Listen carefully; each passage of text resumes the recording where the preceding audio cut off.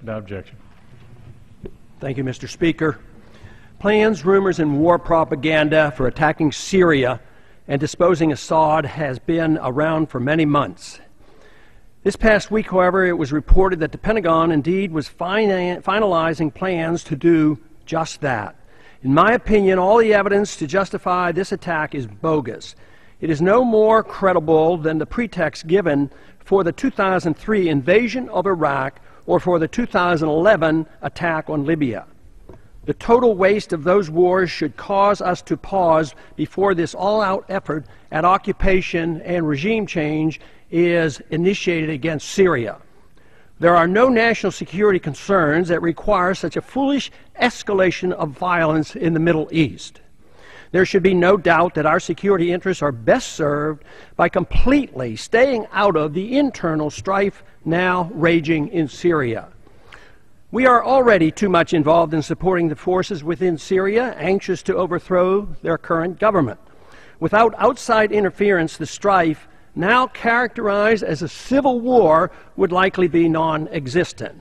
Whether or not we attack yet another country occupying it and setting up a new regime that we hope we can control poses a serious constitutional question.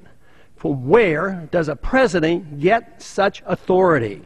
Since World War II, the proper authority to go to war has been ignored. It has been replaced by international entities like the United Nations and NATO, or the president himself, while ignoring the Congress. And sadly, the people don't object. Our recent presidents explicitly maintain that the authority to go to war is not the U.S. Congress. This has been the case since the 1950s, when we were first taken into war in Korea under a UN resolution and without congressional approval. And once again, we are about to engage in military action against Syria and at the same time irresponsibly reactivating the Cold War with Russia. We're now engaged in a game of chicken with Russia, which presents a much greater threat to our security than does Syria. Would we tolerate Russia in Mexico demanding a humanitarian solution to the violence on the U.S.-Mexican border? We would consider that a legitimate concern for us. But for us to be engaged in Syria, where the Russians have a legal naval base, is equivalent to the Russians being in our backyard in Mexico. We are hypocritical when we condemn Russia for protecting its neighborhood interests as we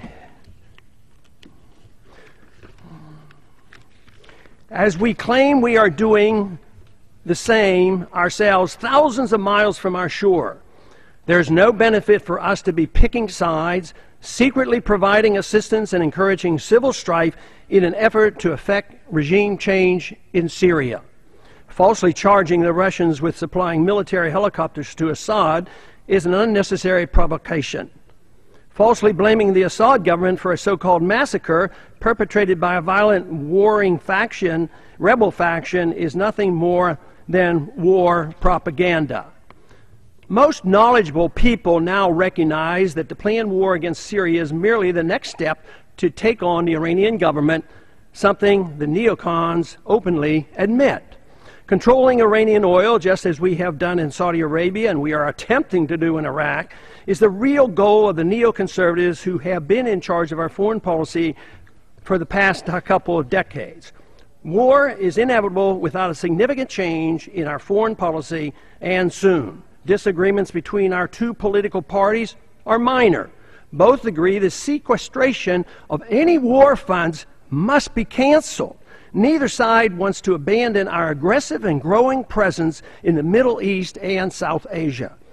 This crisis building can easily get out of control and become a much bigger war than just another routine occupation and regime change that the American people have grown to accept or ignore. It's time the United States tried a policy of diplomacy, seeking peace, trade, and friendship. We must abandon our military effort to promote and secure an American empire. Besides, we're broke. We can't afford it, and worst of all, we're fulfilling the strategy laid out by Osama bin Laden, whose goal had always been to bog us down in the Middle East and bring on our bankruptcy here at home. It's time to bring our troops home and establish a non-interventionist foreign policy, which is the only road to peace and prosperity. This week, I am introducing legislation to prohibit the administration, absent a declaration of war by Congress, from supporting directly or indirectly any military or paramilitary operations in Syria. I hope my colleagues will join me in this effort. I yield back the balance of my time.